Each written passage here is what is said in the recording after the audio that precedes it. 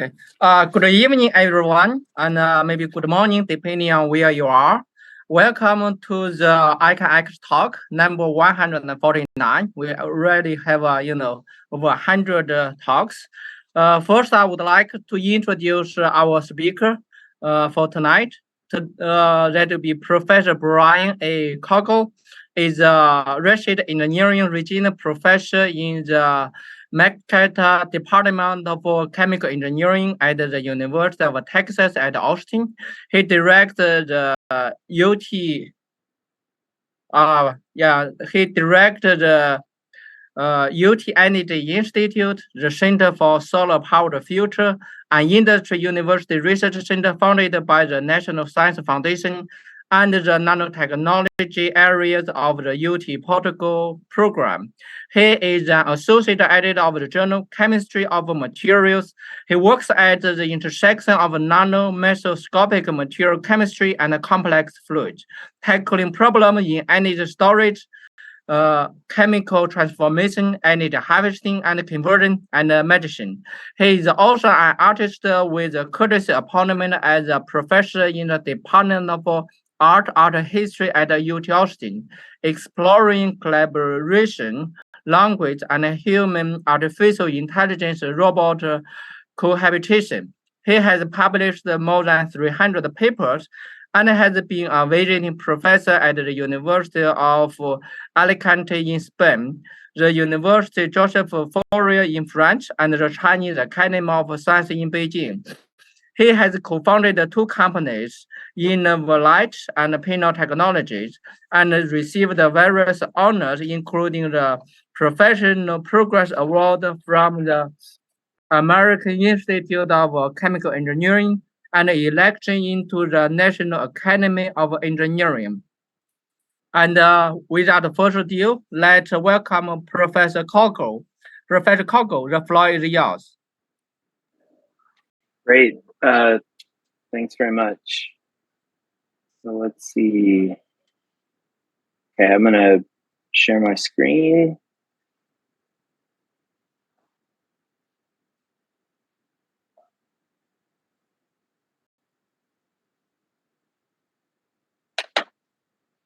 All right.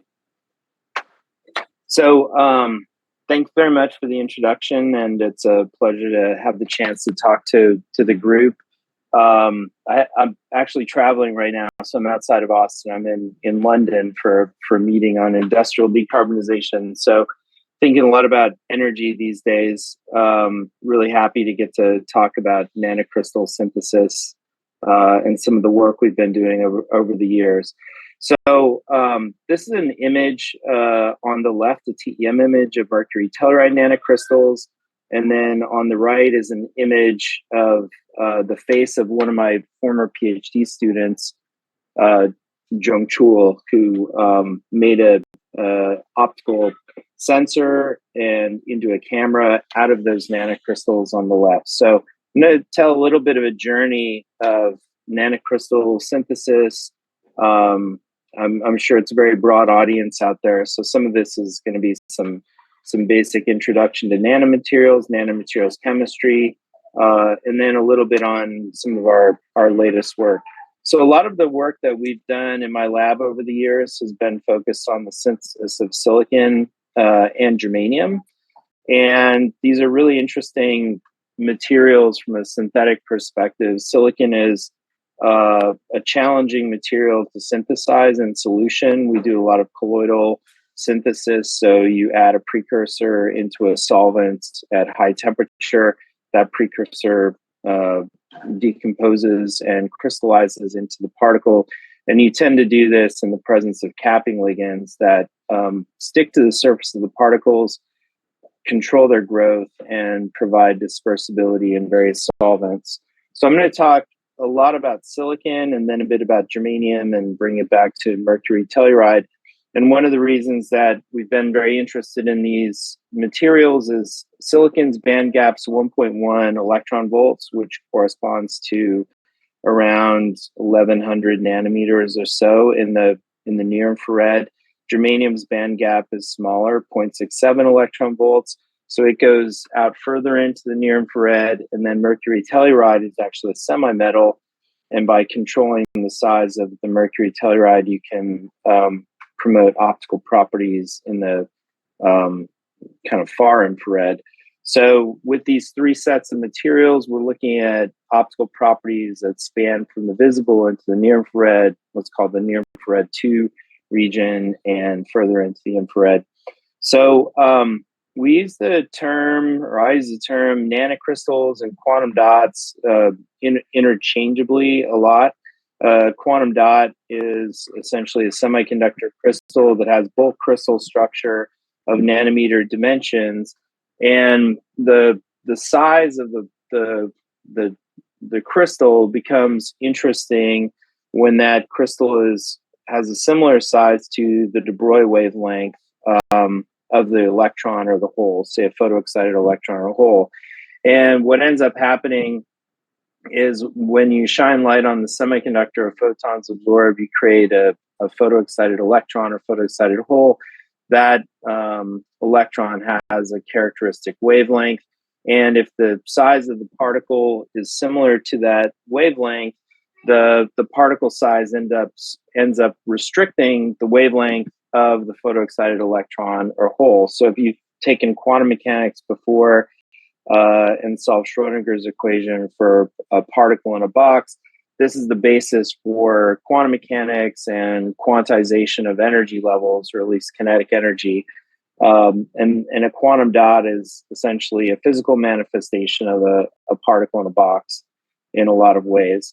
So the materials that we tend to make or synthesize will have both chemical composition, crystal structure, and what we're doing is we're adjusting the properties of the material by changing the size, not the composition or the crystal structure. So to break down this idea of what is quantum confinement, what is a quantum dot, we can take a look at the band structure. This is a band diagram for cadmium selenide. And if you look at the K equals 0 point or gamma point, where you have the highest occupied molecular orbital, basically, and the lowest unoccupied molecular orbital at the band gap, you can look there, and the dispersion of the bands is essentially parabolic, and we can use that, the parabolicity of the bands, to develop what's called the effective mass approximation. So that parabolic nature of those bands is also called the effective mass approximation. And what ends up happening is once the size of the crystal is similar to the de Broglie wavelength, the electron or hole, that restricts the available energy levels for the electron and a hole. And so you end up with quantization of the energy levels. And this is called the effective mass approximation. And it's, I think, one of the simplest ways to understand what a quantum dot is. So this lowest energy transition, the band gap between the valence band and the conduction band, is allowed in a bulk semiconductor, but by shrinking the crystal size down to the wavelength of that electron or hole, now you restrict the allowed energy levels, and that lowest level, that lowest energy transition of the band gap is no longer allowed. And so the effective band gap, or what we call the exciton energy, is larger than the band gap. And you can adjust that energy of that lowest energy transition and the higher order ones by adjusting size. And so this is a figure out of an old Lou Bruce paper where they were making zinc selenide nanocrystals and looking at the absorbance spectra. So you see a couple of features. One is that the optical gap or the absorption edge shifts with size. So decreasing size increases the energy of that transition. And then the absorbance spectra is not featureless as it would be for a bulk semiconductor, but you see peaks in the spectra, or exciton peaks. And so the spectra has size-dependent optical cutoff, but also you have these this molecular-like absorbance features. So on a computer, we can just put a certain number of atoms together with a certain crystal structure. But in nature, without some sort of surface passivation, that quantum dot can't exist. So if I was to take a bare quantum dot like that and put it into a solvent, those particles will be diffusing around in the solvent. As soon as they touch each other, the particles would stick and then coalesce into a larger particle. So we need something on the surface to stabilize the particles, and those are the capping ligands that we use. And this concept was developed by a few different people. I mean, Marie-Paul Pouleni played a major role in developing this idea of using surfactants to control nanocrystal size. Lou Bruce at Bell Labs, and working with his colleague Michael Steigerwald. Lou Bruce was, is essentially a spectroscopist, physical chemist, and Michael Steigerwald's inorganic chemist. And they would combine forces at Bell Labs to think about ways to synthesize chemically these quantum dots. And so cadmium selenide was an early system that they started studying in the 80s. That Munji Buendi and Paul Alvasatos as postdocs working with Lou Bruce also developed, and then later in their independent careers. And so this is a prototypical system that's been worked on by many, many people in the field, and thinking about what are the capping ligands, what's the surface passivation you might use to get the brightest particles as possible.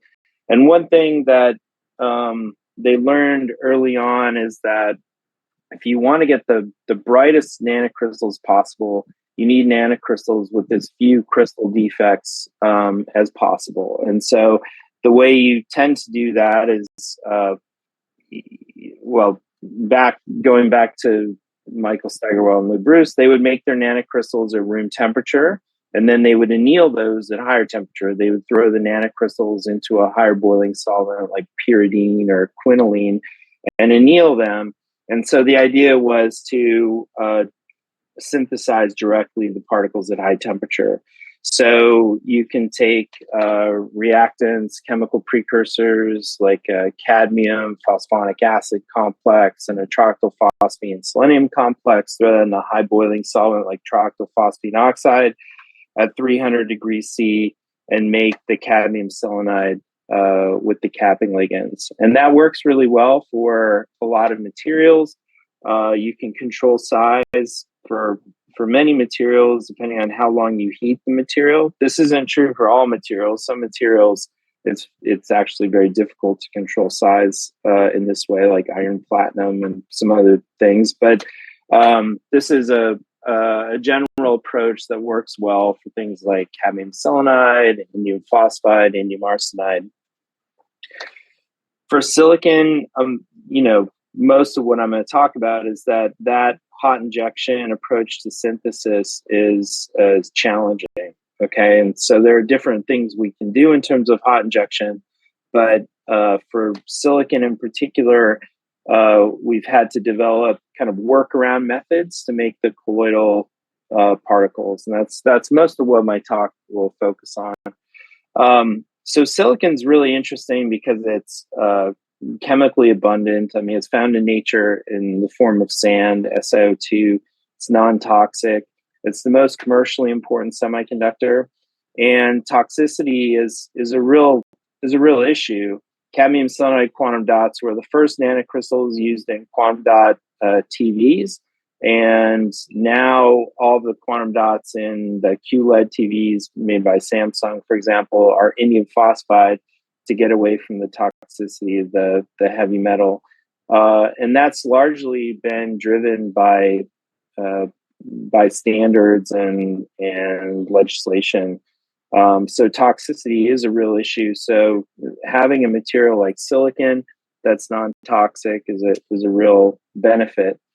One big difference between silicon and a material like cadmium selenide or indium phosphide is that silicon is an indirect band gap semiconductor, has an indirect gap. So the crystal momentum of the valence band or the top of the valence band, the bottom of the conduction band, they're different. So what ends up happening is for a photon to be absorbed by silicon, you have to have lattice vibration, some sort of phonon, and same with the recombination of the electron and hole.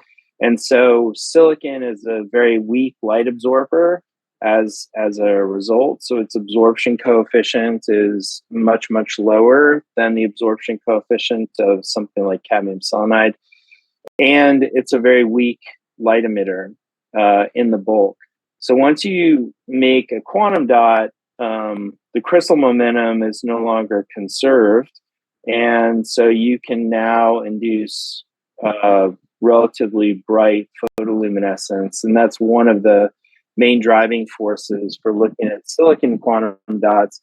And there was a lot of early work in the early 90s on porous silicon, where you electrochemically etch a silicon wafer to make these nanostructures of silicon and to induce fluorescence.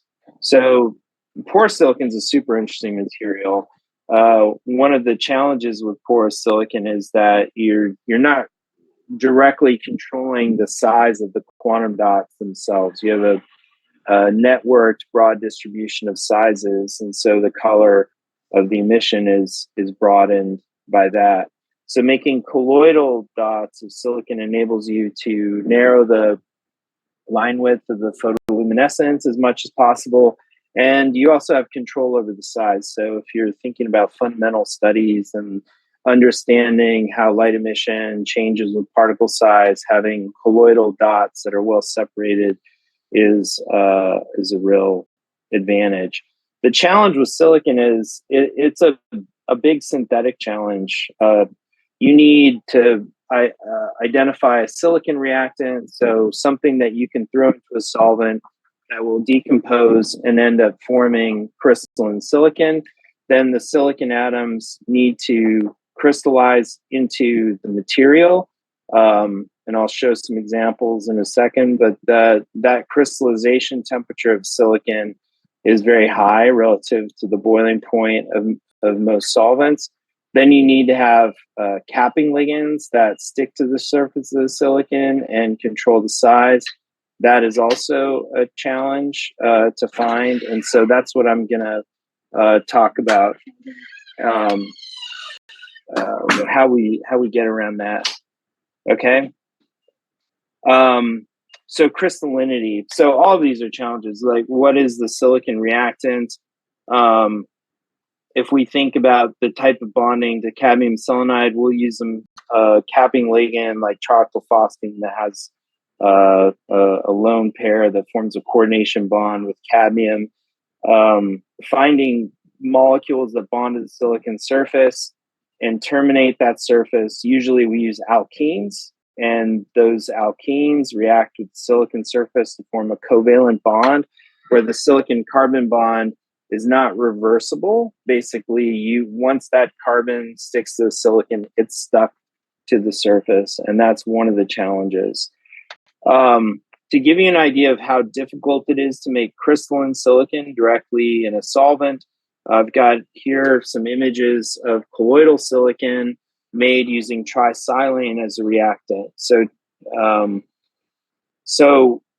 for reactants, there are many organosilane molecules you can buy off the shelf. Octyl silane, for example, so SiH3 with an octyl group attached to it.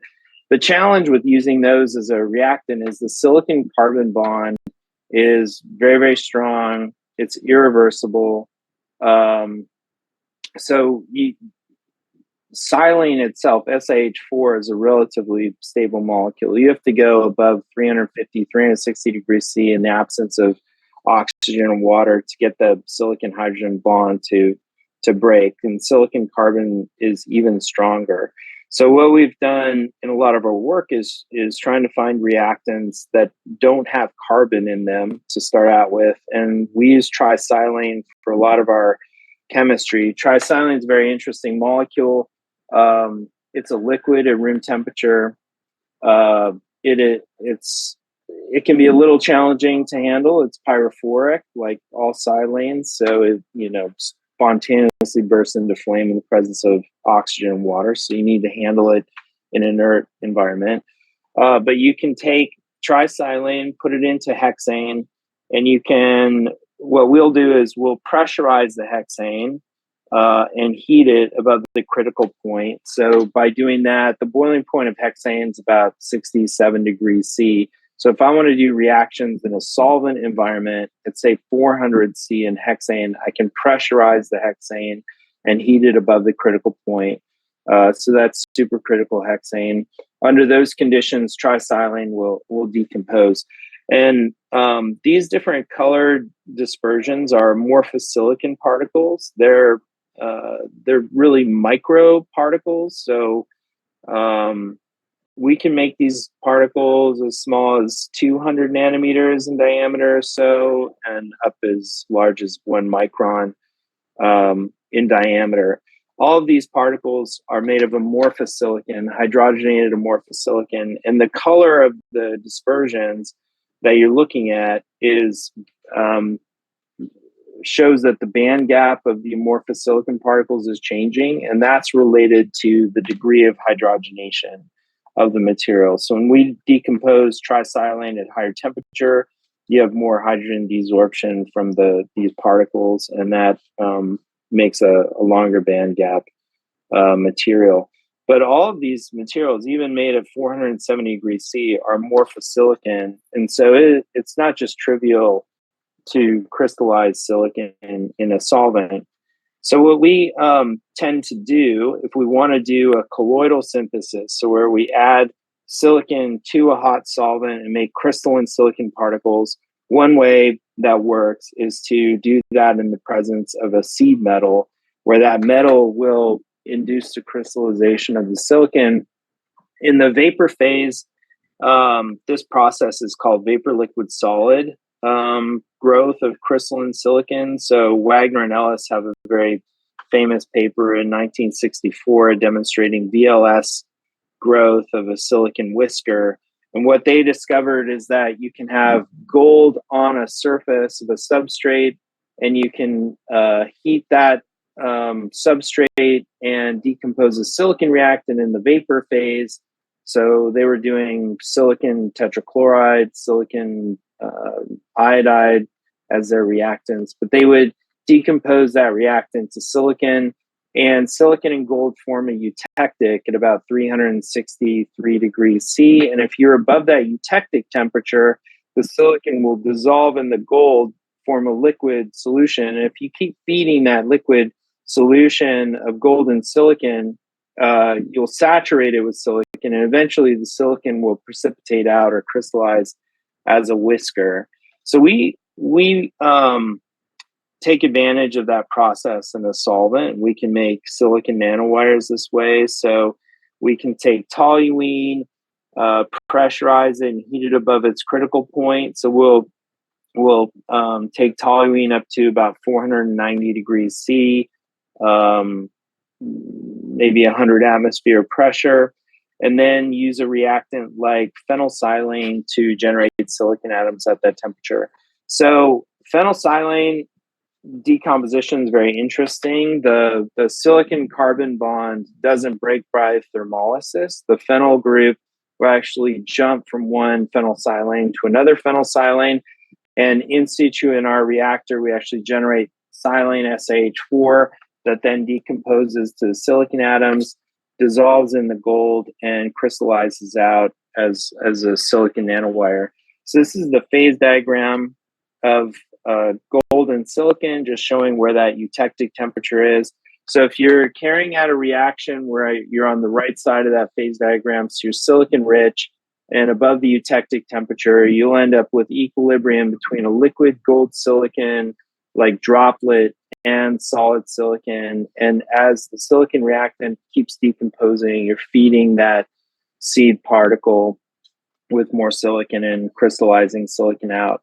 And we've been able to scale up this kind of reaction to make grams of silicon nanowires in a solvent. So the gas phase process can work really well, where you're seeding nanowire growth of silicon with gold particles. But if you're doing gas phase growth on a substrate, you're limited to growing like a monolayer of these wires, or wires off the substrate.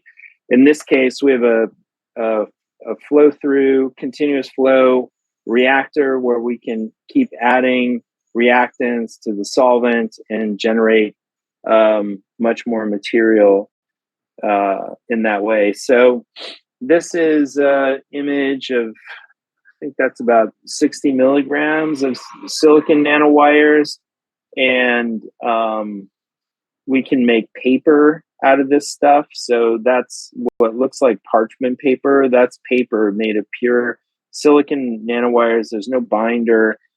We just evaporated the silicon wires on a membrane. The wires get tangled up.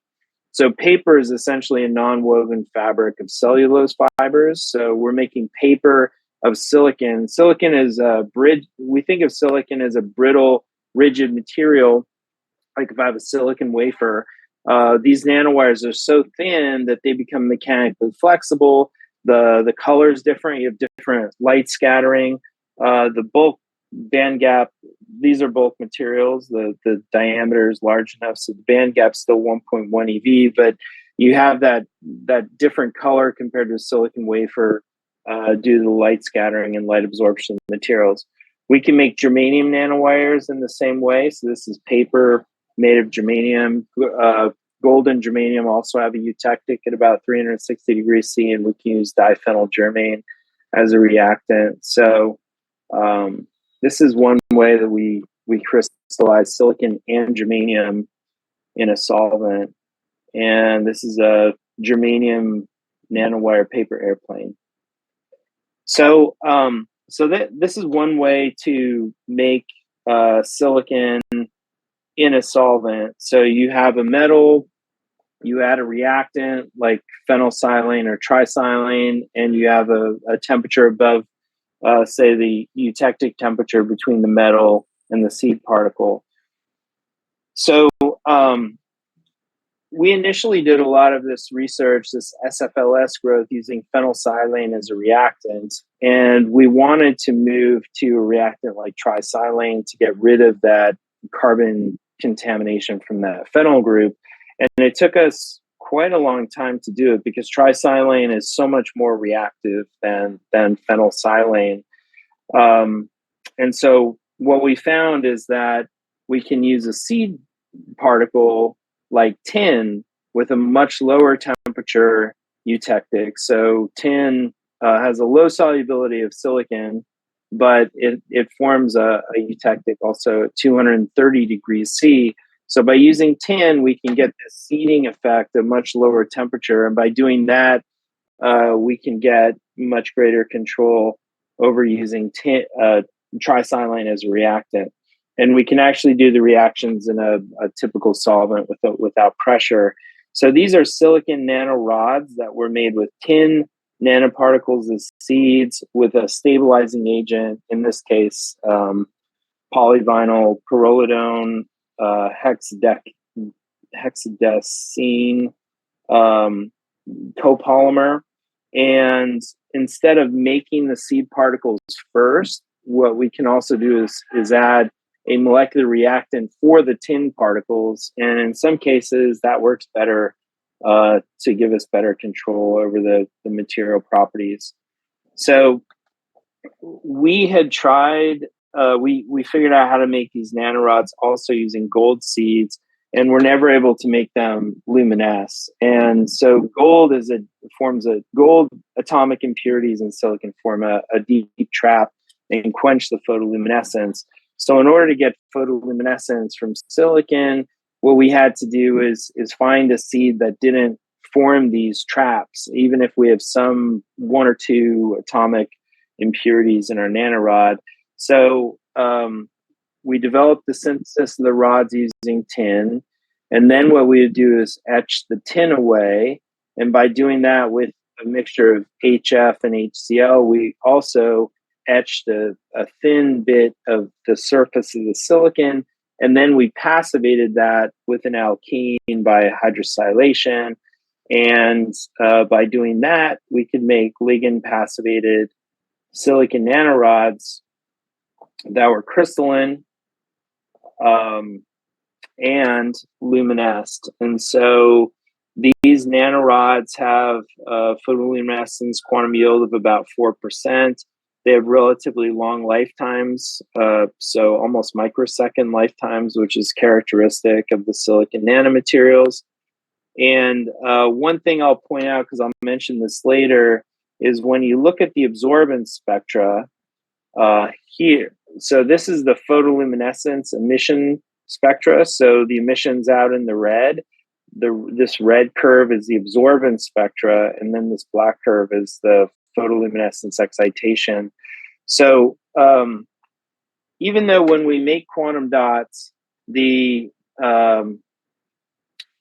change the photophysics of the material, electron hole recombination becomes more and more allowed, the material is still intrinsically or inherently an indirect bandgap semiconductor. And so the density of states near the band edge is low. So the material, silicon, is actually absorbing light near the band edge. Here we've diluted the material so much you can't see that. But there's some weak light absorption that goes all the way out to the photoluminescence. But in order to get like bright emission, you have to have a decent amount of light absorption. And so you tend to photo excite at, say, 400 nanometers, and then your emission is in the red. And so that gives it the appearance that there's a large Stokes shift between the emission and the excitation. In fact, there's not, but it's just that the density of states is low near the band edge. So that's going to be something I talk about later. Okay, so we can make these crystalline nanorods and nanowires directly in solution by adding these metal seeds. But with silicon particles directly synthesizing them, no one's really been able to do that. I'm not saying it's not possible, and I'll talk a bit about germanium. Germanium's right under silicon in the periodic table. And for a while, it looked like germanium was also going to be very difficult to synthesize directly in a solvent, but I'll show you that you can actually do germanium. So maybe someone will figure out direct synthesis of crystalline silicon in a solvent, but nobody's really been able to do that yet. All right, so what do? We do a workaround. We take a material, hydrogen silsesquioxane, heat that up in a furnace between 1100 and 1400 C under a reducing environment. You get silicon oxygen disproportionation. So you actually crystallize silicon particles embedded in SiO2. We etch the SiO2 away, make hydrogen passivated particles, and then we throw those into an alkene of some sort, and you get silicon, you get an addition across the double bond there, so you get a silicon carbon bonded ligand layer. And this process works really well. It's time consuming and tedious. It's a multi-step process. Ideally, if you could just throw your silicon reactant into the solvent with some capping ligands, you would do that. But like I said, that's not possible with silicon. So you can tune the size of the silicon particles by the temperature of your HSQ decomposition. So the higher the temperature of HSQ decomposition, the larger the particles. And you can make relatively uniform nanocrystals.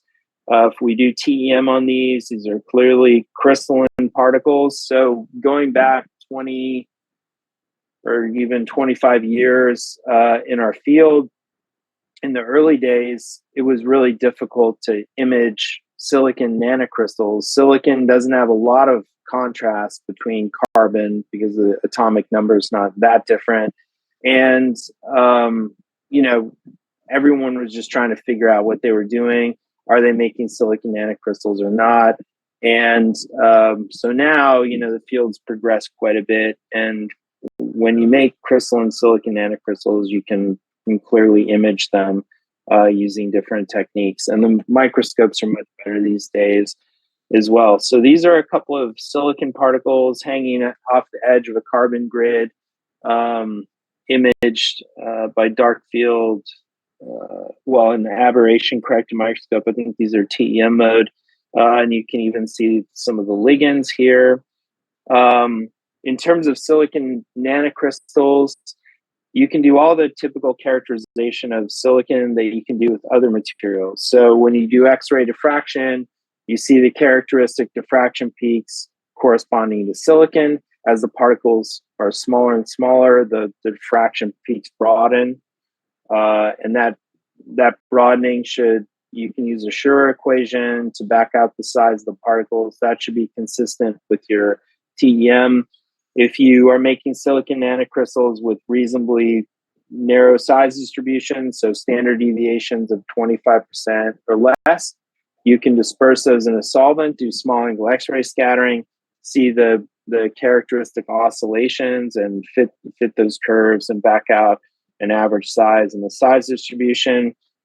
You should be able to do that. And then another characterization technique that's really good for making sure that if you think you're making crystalline silicon nanocrystals that you really are, is X-ray photoelectron spectroscopy.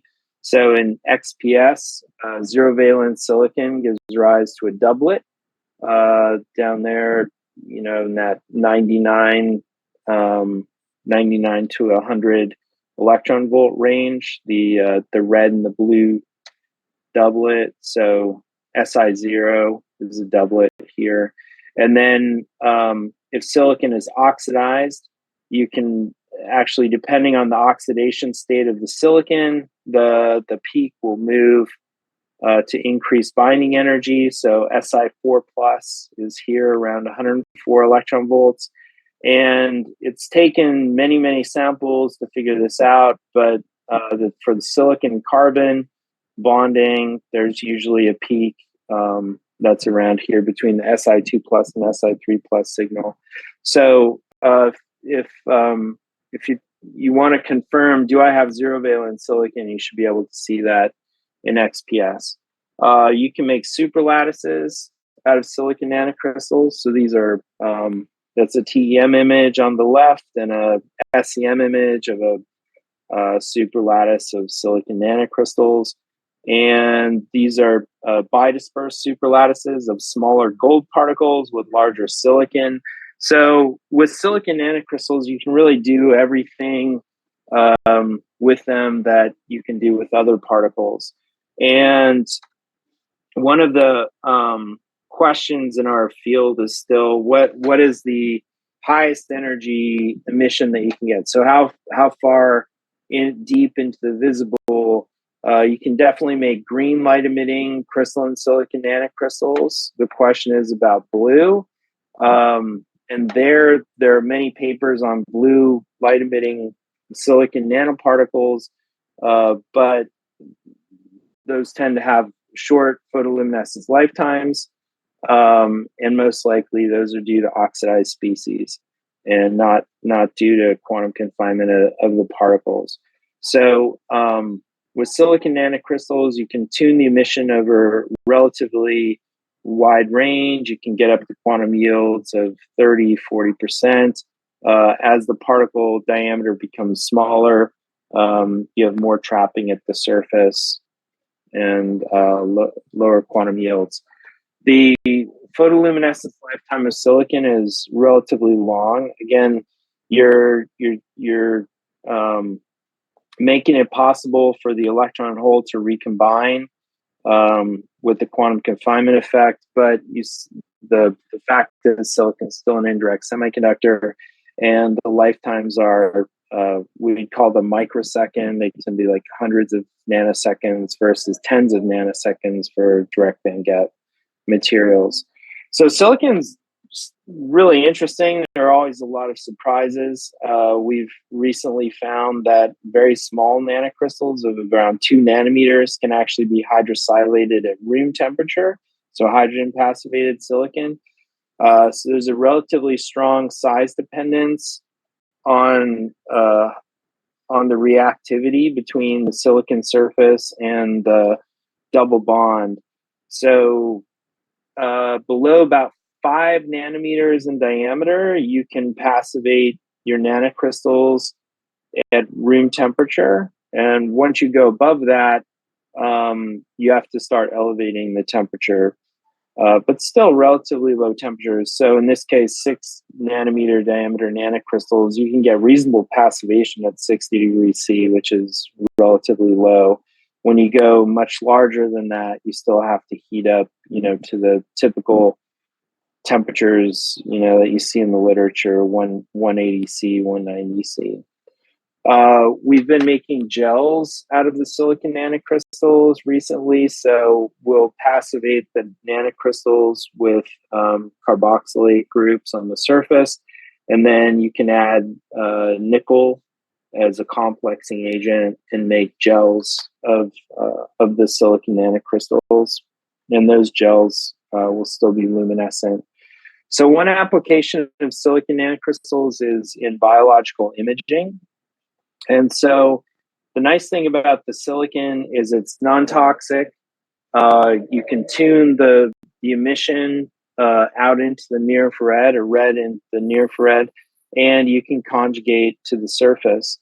So one nice aspect of quantum dots for biological imaging is the ability to do multiplexing using different colors of quantum dots. And so that's a bit of a challenge with silicon because the line width of the emission is broader than for these direct band gap dots because of the indirect nature of the transition. And so it's a little bit more difficult to do multiplex imaging by color, but the light emission of silicon is in that transparency window for tissue. That's good. The challenge with silicon for imaging, though, is this apparent Stokes shift of the excitation, where you have to excite to get decent brightness because of the weak light absorption. You have to photoexcite in the blue at around 400 nanometers. So how do you get around that? And the way you can do that is with 2-photon absorption.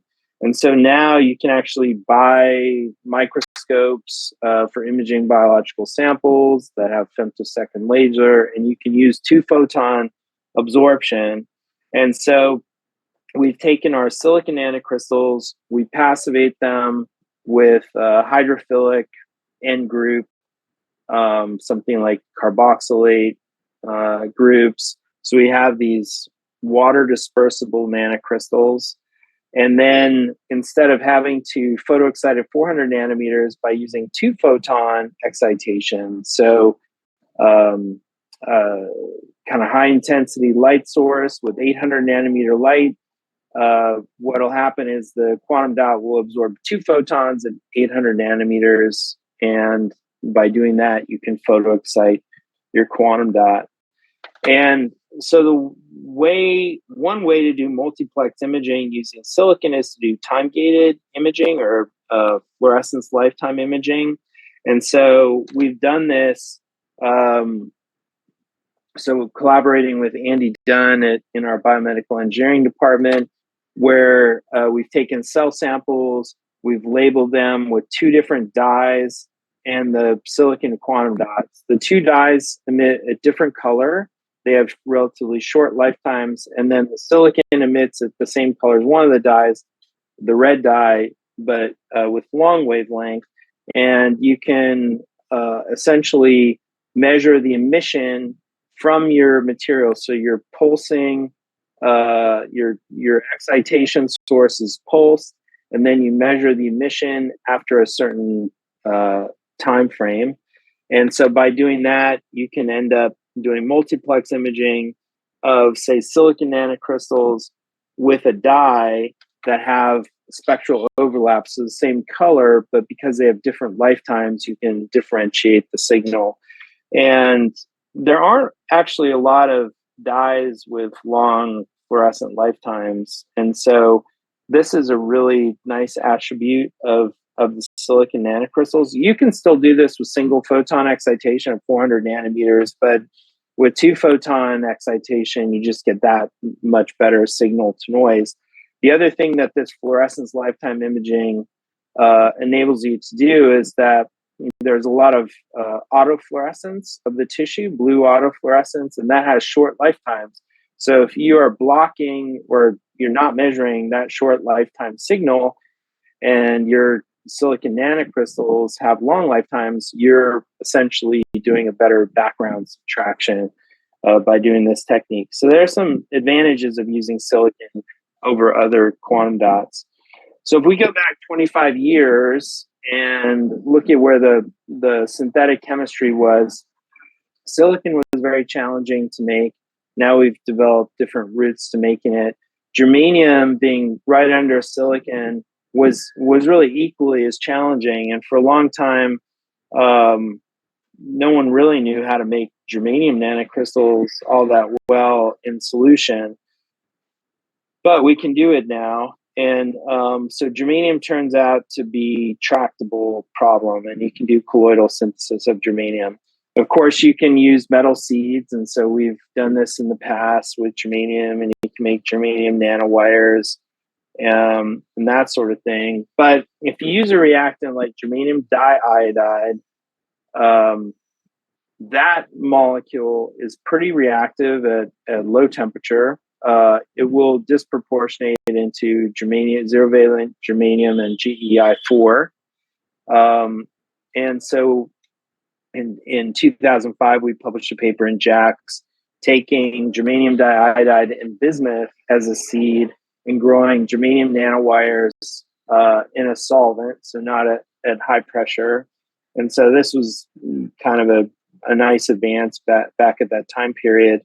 What we didn't know then is we were doing these reactions in trioctylphosphine, and that tope actually plays a role in the decomposition of the germanium. It's not so simple as GEI2 is doing its own thing and disproportionating into GE0 and GEI4.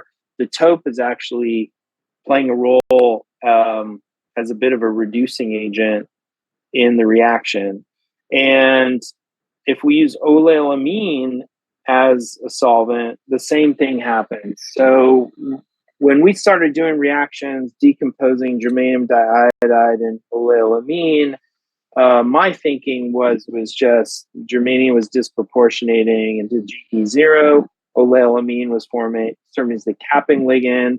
The amine was bonding to the germanium surface and serving as a high boiling solvent, and that was it. It turns out that the amine is playing a role in the reaction. So the capping ligands. All right, so you can oleoamine serves as a capping ligand. So does trioctylphosphine for germanium, but they're both weak capping ligands. Ideally, we want better bonding of the capping ligands to the surface, and you can use an alkene. The problem is that if you throw the alkene into the reaction at low temperature, that alkene will just react with the germanium atoms and tie up the germanium reactants. So the germanium carbon bond, just like silicon carbon bond, is pretty stable and very, very difficult to break. So how do you form alkyl bonded passivated germanium quantum dots in solution? And that was really the challenge. So what we do is a heat-up process where we will take germanium diiodide and oleoamine, and we'll do this in a one-pot synthesis. We'll heat that up, and then the germanium diiodide will decompose. You form the germanium nanocrystals, and then in the presence of an alkene like octadecene, that hydrogermylation reaction won't happen until higher temperatures. So what we'll do is we'll have oleoamine, we can put germanium diiodide in the reaction, plus the octadecene, and then heat that up. As the material's heating up at, say, lower temperature, the germanium diiodide is decomposing. You're forming germanium nanocrystals capped with oleoamine. you're still heating, and then you get to a certain temperature where now the alkene will add to the germanium surface and terminate the reaction. And so by doing that, you can make some pretty good germanium nanocrystals, control the size up to about 10 nanometers. But what we found is that by doing this process, we couldn't get above 10 nanometers. And the way we can get above 10 nanometers is to add another ligand, which is trioctylphosphine. So it turns out that with trioctylphosphine instead of oleoamine, we get much larger germanium nanocrystals. So what looks like happens is the trioctylphosphine kind of ties up the germanium, and then at higher temperature than the decomposition normally occurs for germanium plus oleoamine, suddenly the germanium decomposes, you get the nucleation and the growth, and you end up with larger particles.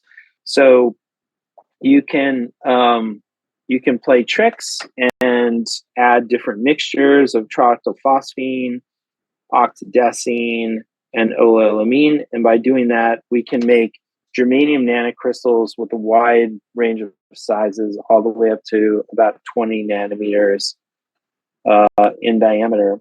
And so these particles are relatively monodispersed. We can do small angle X-ray scattering and on them dispersions and measure their average diameter and their size distribution. And these particles fluoresce. So that was the other thing, is trying to not only make germanium nanocrystals with relatively narrow size distributions, but germanium nanocrystals that fluoresce. And so we can now colloidally make germanium nanocrystals where we can tune the light emission all the way from close to the bulk band gap of germanium for the large nanocrystals into the close to the visible region for the smallest nanocrystals, and do that. The one caveat being that all the quantum yields of these germanium nanocrystals are relatively low, less than 1%. For most of these samples, even less than 0.1%. And so the challenge we have now is, are these very low quantum yields intrinsic to germanium somehow? Is it due to the fact that the surface of germanium is different than the surface of silicon, and we really need an inorganic shell? I'm sure we need an inorganic shell, but why are the quantum yields so low? How do we get around that? So with germanium and silicon, we can tune the light emission of these non-toxic materials all the way from the near-infrared 2 range into the visible. So if we want to go further into the infrared, we have mercury telluride. So mercury telluride is a semi-metal, is a bulk material, so it doesn't have a band gap. You've got to induce quantum confinement of quantum dot for it to open up a band gap. And I'm just highlighting here a couple of nice review papers. Philippe Guillaume-Sionnes has been a real pioneer in a lot of this chemistry, and Matt Beard and his colleagues wrote a really nice review paper on infrared quantum dots that I encourage you all to look at. So mercury telluride turns out to be, in some ways, a lot easier to synthesize than germanium and certainly silicon, but not trivial. And so what I found throughout my career making different kinds of quantum dots is that each material has its own unique set of challenges. And for mercury telluride, the main challenge is that you need to do reactions at relatively low temperature. So most of the reactions we do, we won't go above 100 degrees C. The material just isn't stable. It's kind of like the metal halide perovskite materials. I mean, most of those syntheses are 100 C or less. The ligands play a major role. So combinations of oleoamine, trioctylphosphine, trioctylphosphine oxide are important. So you can make really monodispersed mercury telluride nanocrystals. You can use size selective precipitation on them. We've done a lot of work looking at if we have mixtures of capping ligands, what's actually sticking to the surface. So when we have these mixtures, we can find evidence that we have both oleoamine and troctylphosphine oxide on the surface of the particles, and probably troctylphosphine as well. Again, we love to do small angle X-ray scattering on dispersions of quantum dots when we make them and they're monodispersed, and we can do this for the mercury telluride. The only thing we really see is that this little uptick at low Q is due to weak attractions between particles. So this is something with mercury telluride, is in handling the materials, they tend to be kind of sticky. And so you have to be careful about that, not to overwash your particles and strip off capping ligands. So we can make superlattices of mercury telluride quantum dots. On the right, there is a grazing incident, small angle X-ray scattering image from a superlattice of dots. So those spots indicate that you have long range order. And the mercury telluride, mostly what we're interested in with these is making optical detectors or photodetectors that can detect in infrared. So we will make single element photodetectors. So we have an interdigitated array of electrodes. We'll put the mercury telluride nanocrystals onto that array and get a photo response. So things we struggle with right now is, for example, I have some sample data here. In a lot of samples, we'll see, so these black curves are white light, the red curves are infrared. Sometimes so you see if I look at the white light curve, fast response, and then this slow response, and when I turn the light off, I get a fast response and a slow response.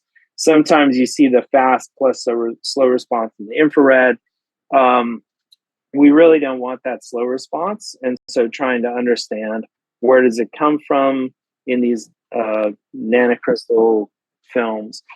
One thing we found is that the photoresponse of the nanocrystals is very strongly dependent on the shape. So when we make spherical germanium particles, those tend to be terrible photodetectors. A lot of times no photoresponse at all. And by playing around with the ligands and concentration and mercury to tellurium ratios, we can actually tune the shape so we can make spheres, we can make tetrahedrons, or we can make these tripods. And it turns out that these branched mercury telluride, these tripod structures, are the best for making photodetectors. We're still trying to understand why that is. It has something to do with the surfaces, the passivation of the surfaces. That's different in these branch structures than the spheres. We also have found that we can synthesize mercury telluride quantum dots at room temperature, which is kind of cool. And so by making these highly branched structures, we can make some pretty good photodetectors, tune the optical response and the optical cutoff of these things. And so this is a image that Jungchul No took. We've been collaborating with this company, Sivananthan Laboratories up in Chicago, on a lot of our mercury telluride quantum dot work. And so Jungchul made some mercury telluride dots, went up there, put them into some devices, and made a camera, and was able to image his face. So you can make cameras out of these things. The issue is how good, how effective can they be? So do you need to cool them? Can you do imaging at room temperature? What's the spectral range for doing this? How far into the infrared can you go? These are all the main questions. So just to kind of wrap up maybe with a couple philosophical things, what is the role of an academic, doing research in nanomaterials? I really think most of what I like to do is think about a material that's never been made before. come up with a synthesis for it, control the size, have a high enough yield so that you can make enough of that material, what it is, and then figure out what the properties are, what are its optical properties or whatever, what are its electrochemical properties, whatever it might be, and then try to demonstrate what that material might be used for in practice. And at a university, we're really not set up to make commercial products or things like that. So that step of going from discovery and proof of principle into actual commercial products, there needs to be interactions with like a company or whatnot to make that happen. But I think our role at the university is this initial demonstration of different technologies. So I wanted to thank a few of my students and collaborators on some of the work and highlight a few of the conclusions here with the silicon nanocrystals and germanium and mercury telluride. So thank you very much, and I'll be happy to answer any questions that you have. Thank you, Brian. A very wonderful talk. And here, Professor Korgel introduced the basic idea about the quantum dot, and later tell us very in detail about the synthesis of silicon, germanium, and mercury telluride and different quantum dot, and push the property further into the infrared. That's really wonderful talk. And I think next we probably can, welcome the question from our audience. If you have any questions, please type in the discussion panel.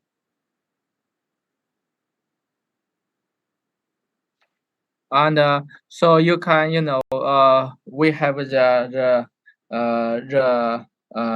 platform. We have that place to introduce to type it up your questions. Okay, probably take some time, and I think. And first, Professor Korgel, I can have a question for you.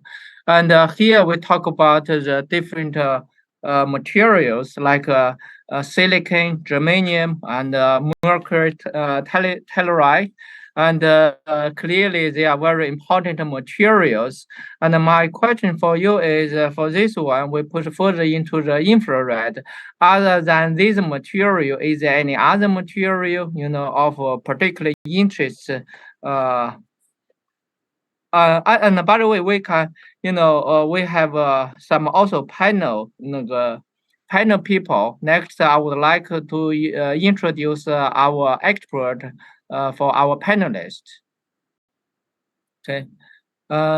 First, I would like to introduce our panelist. Will be Professor Xiaoming Xu. Okay. Professor Xiaoming Xu is associate professor at Tsinghua Shenzhen International Graduate School, Tsinghua University. She obtained her Bachelor of Science in Chemistry from the University of Science and Technology of China in 2011, and a PhD degree in chemistry from the Chinese University of Hong Kong in 2015. By the way, I just visited the Chinese, the Hong Kong today. She worked as a postdoc fellow at the Center for Emergent Matter Science, RIKN, from 2016 to 2017, and then at the Department of Physics, Humboldt University at Berlin, holding the Alexander von Humboldt Research Fellowship from 2017 to 2019. Her research focuses on functional organic molecules, hybrid low-dimensional materials, and flexible electronics toward advanced variable and implant. Dr. Xu has published over 40 research articles in prestigious journals, including PNAS, Nature Energy, Chem, Advanced Materials, JAX, etc., with over 2,000 citations and H index of 24. She is currently a member of the Early Career Editorial Advisory Board for Applied Physics Review of AIP Publishing. Welcome, Professor Xu.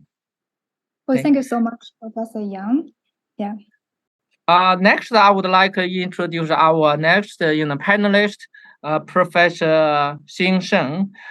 He is currently working as an associate professor in the Department of Electronic Engineering at Tsinghua University, China. He received his bachelor and PhD degree from Tsinghua University and MIT, respectively. He worked as a postdoc at the UIUC. His current interests are primarily in the exploration of implantable micro and nanoscale optical electronics devices to enable high performance and versatile applications in biomedicine. He has published more than 50 papers in peer-reviewed journals. He is currently serving as an associate editor for OSA Optical Material Express. He is the recipient of a Young Scientist Award in Progress in Electromagnetic Research Symposium and Microsystem and Nanoengineering Summit in 2018. Welcome, Professor Sheng. Hi, hello, Professor Yang, for the nice introduction. Hello, Professor Korgel, for the very nice, inspiring talk. Nice to meet you, everyone. And last but not least, I would like to introduce our challenger, Dr. Chunzhen Zhao. He is currently a postdoc at Stanford University with Professor Zhenan Bao. And Professor Zhao did his PhD with Professor Postweiss and Annie Landru at the University of California, Los Angeles. He has co-authored 20 publications in top journals, including Science, ACS Nano, Nanogenerator, Nanoletter, and JAX, with a citation over 650. His research focuses on developing translational bioelectronics, including implantable neural probes and wearable devices, to monitor chemical signaling in the body. He has also focused on nanolithography and nanoelectronics. Dr. Zhao has been awarded numerous awards, including Material Research Society Gold Graduate Student Award, Demetrius in Colorfast Foundation Award, and Thomas and Ruth Jacobs Dissertation Award. Welcome, Dr. Zhao. Thanks for having me. Okay, great. And by the way, I would like to also introduce myself because earlier I forgot. And my name is Rushen Yang from the CDN University. And currently I'm with the School of Advanced Materials and Nanotechnology. And I'm currently in Hong Kong. By the way, CDN is located in Xi'an, and everybody is welcome, invited to visit Xi'an. And here we have all the Professor Brian Korgel and all the panelists and challengers. And so now we would like to have a question from our panel first. Hi, hello, Professor Yang. Sure. Go ahead. Oh, go ahead. Okay. Oh yeah, I may have the question, Professor Korgel. Thanks for your talk. It's really nice and really inspiring. And my work is also focused on the use of silicon and other semiconductor materials and devices for biomedical applications. And I have two questions. First, it's about the use of this silicon-based nanocrystals for bioimaging. Do you have any specific targets in cells for using these nanocrystals? Are they targeting specific proteins or something inside the cells? Yeah, I mean, so far our research has been pretty generic. So just you can put biological molecules on the surface of quantum dots. I think if you think about the dot as a generic imaging platform, as a fluorophore of some sort, and then you have researchers who are doing, more interesting things in terms of what to actually target in terms of cancer detection and that sort of thing. it looks like any biological molecule that would work with, say, what people have done with cadmium selenide or any other particular target should work for silicon as well. The challenge a little bit there is making sure to understand the docking between the silicon nanocrystal and whatever you might be putting on the surface. And I think this is an area that still needs research. So from what we found, when you add, say, amines to silicon nanocrystals, if you try to cap with a bifunctional alkene and amine, the amine will tend to etch the silicon particle. It'll damage it. And so it's not trivial to just put amines, stick amines onto carboxylate functionalized silicon nanocrystals, for example. That requires a lot more research, and there are a lot of papers on that. So I think as we think about what to do with the silicon particles, on the one hand, as people develop interesting targets for these nanocrystals for detecting cancer or even following different sorts of biological processes over time, you can swap in the silicon nanocrystals for that, with the caveat being that I think as a field, we still need more fundamental understanding of how to conjugate biological molecules to the silicon. So that being said, in my group, most of what we did, like the brief bit of data with the multiplexing, we didn't functionalize those silicon nanocrystals with anything. We just literally wanted to see, would the cells take up the silicon nanocrystals, and then where in the cell would those silicon nanocrystals go? So that's another part of this, is that is understanding what cells actually do with quantum dots. Where do they go if you don't have a tag or anything like that? What happens? And so we've done a little bit of that kind of research as well. Okay, thank you, great. And another question is related to the stability of these silicon nanocrystals in the biological environment, because we are studying silicon nanomembranes and find that they actually degrade in water, and they will gradually degrade and dissolve in water and form silicates or some silicides, right? Do you also observe this kind of instability of the silicon nanocrystals? Yeah. Yes. So silicon, I mean, in the presence of oxygen and water, oxidizes right away, but SiO2 is also soluble in water. It depends on the pH. So more basic media, it can be very soluble. So this is a major topic that I don't think is very well understood in the literature. And we have some work. I have a manuscript I need to finish up, where we were looking at the silicon nanocrystals we make, just putting them into various biological media.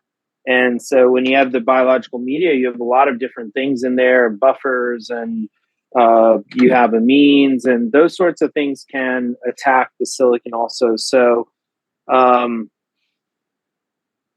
silicon nanocrystals are relatively stable compared to maybe I don't know how you treat your silicon membranes, if you try to passivate them with any sort of organic layers. But if it's just bare silicon in biological media, I think you're going to end up facing some serious challenges with stability and the materials dissolving. Some people talk about that as a good thing, as a benefit. So if you're adding a material and you want it to dissolve over time in the biological system, provided it's there for the time you need, that could actually be a benefit. So people talk a bit about that, but you have to be able to control it. So we definitely see the stability in biological media of silicon as a challenge, something that can be overcome with surface functionalization, but it's not a trivial issue at all. I don't think it's very well understood in the literature right now. Okay, great. Thank you. Great. And Professor Xu, do you have any questions for Brian? Sure. Thank you so much, Brian, for this wonderful talk. Highly informative and inspiring. I do have a couple of questions. So firstly, you have shown this very beautiful nanostructure. Could you comment on the challenges associated with maybe scaling up the production of this kind of nanomaterials, particularly for applications in energy and electronics? Because you have shown this paper-like silicon nanowires, right? So have you ever tested maybe the homogeneity of this scaled up structure and ever constructed any optoelectronic devices based on this? Yeah. So scaling up can be a major challenge. I think when we're talking about, for us, scaling up to like gram scale, that's already a leap. A lot of times, or our initial reactions are maybe 50 milligrams, 100 milligrams of material. And so to then take that to gram scale, often things that you might think are kind of trivial, like mixing and adding reactants and getting the concentration you want and all of that, those things turn out to be a challenge. So going to kilogram scale becomes another challenge. People in industry have done a decent job of figuring out how to manage that in some cases, like with indium phosphide nanocrystals and things like that. There's a startup company called Ubiquity that we interact with quite a bit that makes copper indium sulfide selenide nanoparticles, and they do large scale reactions. So you can do it, but things like mixing and material homogeneity becomes a challenge. For our nanowire synthesis, like the silicon nanowires, those are made at relatively high temperature and pressure, so 490 C and 100 atmosphere. So in an academic setting, for us to go above, we could make about 2 grams of material, but going larger than that, like 100 grams or even a kilogram, for us with that kind of synthesis becomes something where safety is a real issue. So I think a lot of the scaling needs to happen either with collaborations with industry or industrial partners that have an application in mind where they need that much material. There are some applications where you don't actually need all that much material. So for for a lot of display applications, you only need a monolayer or two of quantum dots. And so you don't actually need to make a lot of material. For our photodetector work, the mercury telluride, our devices are actually relatively small area devices and not thick layers of nanocrystals. So what we make in the lab is actually scaled up plenty to make a lot of devices. So that scale up issue, I think it depends a lot on the application. Like if you're doing displays or transistors or photodetectors, you just don't need as much material as if you're like building buildings or something. Like if you're trying to infiltrate cement with nanowires, you need just a massive amount of nanowires. So I think that's the thing. Depending on the application, it can be relatively easy to scale it up as much as you need. But for like structural building materials or fabrics, things like that is a real challenge for scaling up nanomaterials. Okay, cool. And maybe another question would be how these nanomaterials are going to help with non-traditional form factors and maybe improve the ease of fabrication, and how we can seamlessly integrate them and achieve multi-functionalities, maybe ranging not only from sensing, but also to, let's say, signal processing, power generation, and so on, so that we can improve applications in bioelectronics. Yeah. Yeah. No, well, I think that's one of the big advantages of using these nanomaterials to make transistors or something like that, transistors or solar cells, is especially if you're making semiconductor nanocrystals, you can process as an ink. You can deposit it on a variety of rough surfaces or things like that. The challenge we always have is the performance of those materials, because you're depositing multiple little particles. They can have relatively poor electrical transport through those layers and things like that. So the nanomaterials can give you a huge range of opportunity for all kinds of different types of topographies and surfaces, low temperature kinds of coatings, roll to roll coatings. But what you're always challenged with is the optimum or ultimate performance of that material. So how electrically conductive do you need the material to be? And if you need like very, very high mobilities, on par with some single crystal semiconductor, you're probably never going to get it. So there's this trade-off between the form factor, as you're saying, and performance. And I think as a field, we're still trying to figure out how to optimize those things, especially for like the biological kind of applications that you all seem to be working on. Mhm.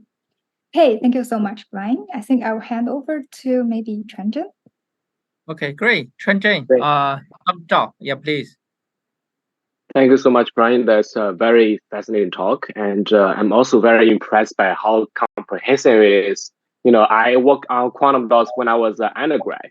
And this is a very good refresher for me. I worked on copper, indium, sulfur, and selenide quantum dots back then.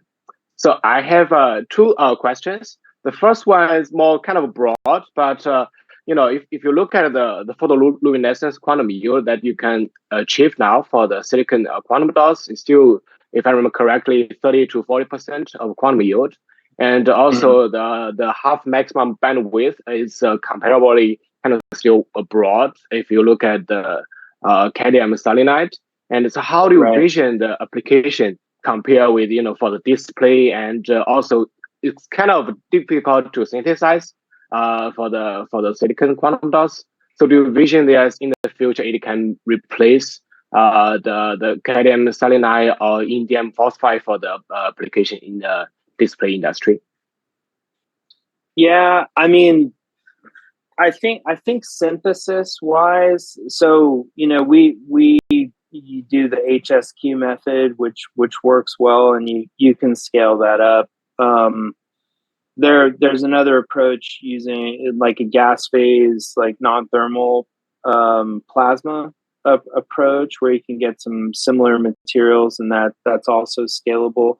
So I feel like the synthesis part is less of an issue than the fundamental properties of silicon.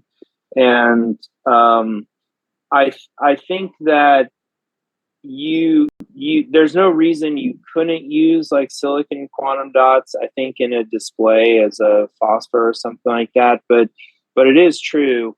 I think our field still doesn't quite know like what the intrinsic line width is of the photoluminescence, but because of the indirect gap, it's definitely broader than what you can get with cadmium selenide. And so that creates some challenges. So whatever your application is, if you need very, very narrow line widths, silicon probably won't work for that. The other thing with silicon is the low absorption coefficient. So if you're using silicon quantum dots as a phosphor as a light emitter in a display, so you have a blue backlight, and that quantum dot's absorbing the blue and re-emitting it, the challenge you face with silicon is that light absorption is relatively weak. You can overcome that a bit by just putting more silicon quantum dots there, so you make some thicker layers, and that can help you. Those are a couple of the main challenges, but I think I think where silicon can play a role, like in biological imaging, for example, is leveraging that long lifetime emission. I think, Mike Saylor at UC San Diego has done a lot of really interesting things with porous silicon particles for imaging in animal models and things like that. And so that long lifetime is a distinguishing feature of silicon. And so I think thinking about applications where you can leverage that. But yeah, I don't think you're gonna. I mean, silicon's non-toxic, and it'd be great to just be able to swap it in for other quantum dots. But I think that those differences make it a challenge for a lot of applications. Thank you so much. And also, speaking of the biosafety, you mentioned, people always think silicon is definitely more non-toxic compared with other heavy metal quantum dots. But in terms of the application of bioimaging inside of the body, since it's still a nanomaterials, so it can basically travel to anywhere inside of the body. Do you think the biosafety and also the toxicity has been examined broadly, or in general, it's just consider we think it's low toxicity, but not really fully understand yet?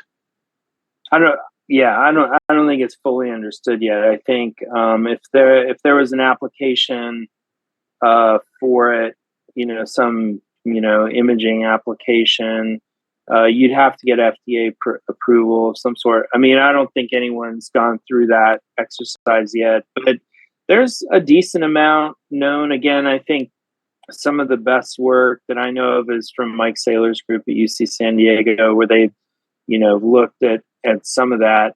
And silicon will decompose in the body, and that decomposition product has some level of toxicity.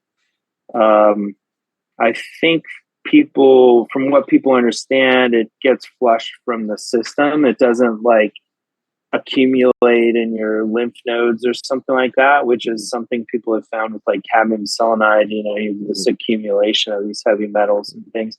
I don't think we have that issue of accumulation, but there's probably some toxicity limit or level, and I don't think anyone's done the rigorous enough studies to understand exactly what the limit, the toxicity limits may be.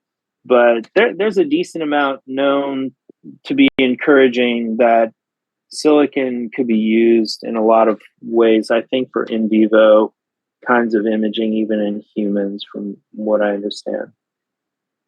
Gotcha. Great. Thank you very much. Appreciate it. Yeah, thank you. And Brian, I also got the question. I really find out you also got the courtesy appointment as a professor in the Department of Art and Art History, right? Mm-hmm. So what do you do in that apartment? Is any related to your, the research work as like a quantum dot, or totally different, things? Yeah, art, and also why quite different. Yeah, no, totally different. I ended up, so I make some art now, and one of the reasons is I started working with artists, bringing artists into the research process. So I had a grant to do that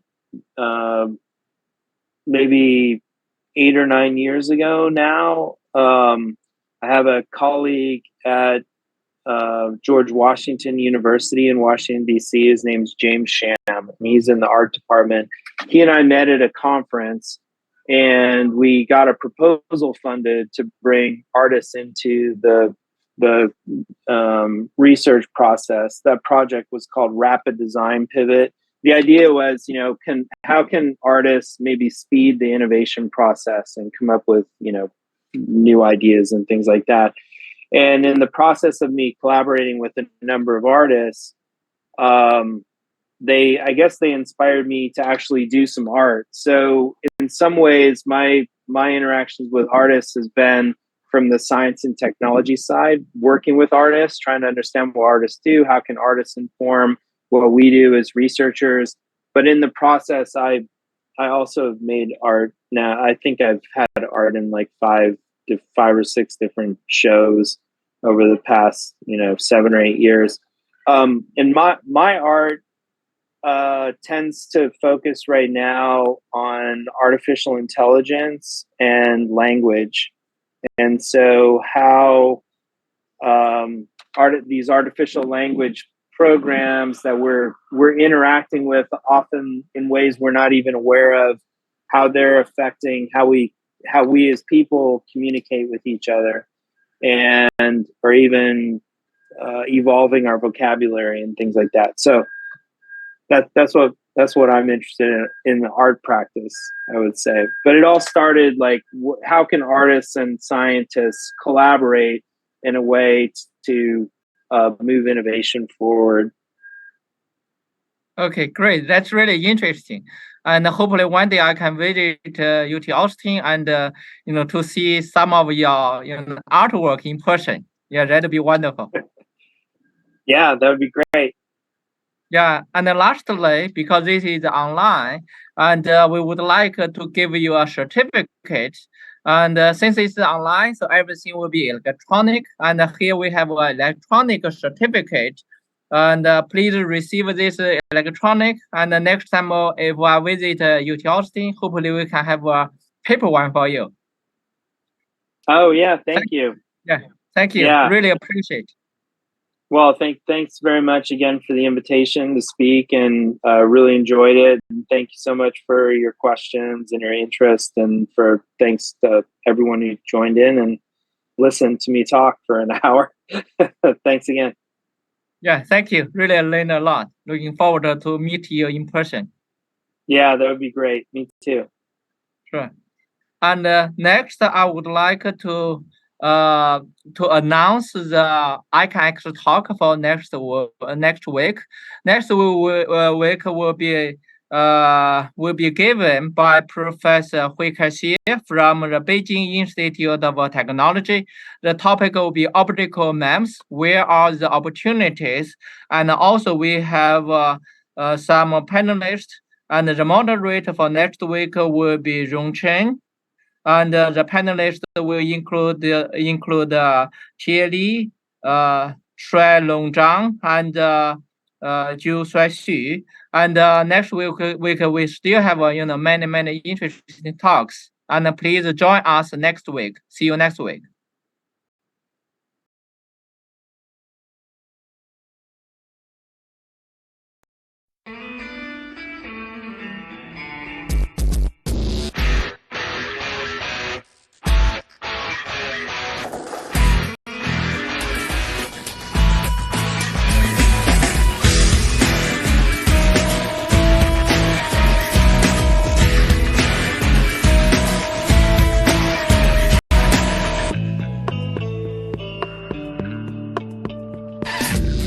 不再是奇迹，不再是幻想，此刻真感觉全世界为我鼓掌，不必太在意身旁惊奇的目光，可以点点头，可以放声歌唱。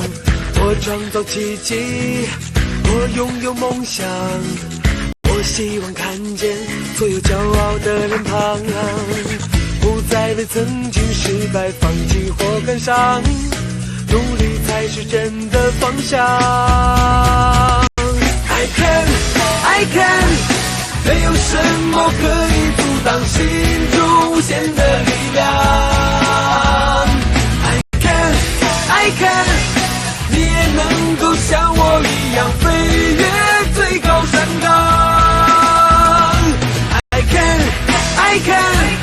没有什么可以阻挡心中无限的力量。I can， 你也能够像我一样飞越最高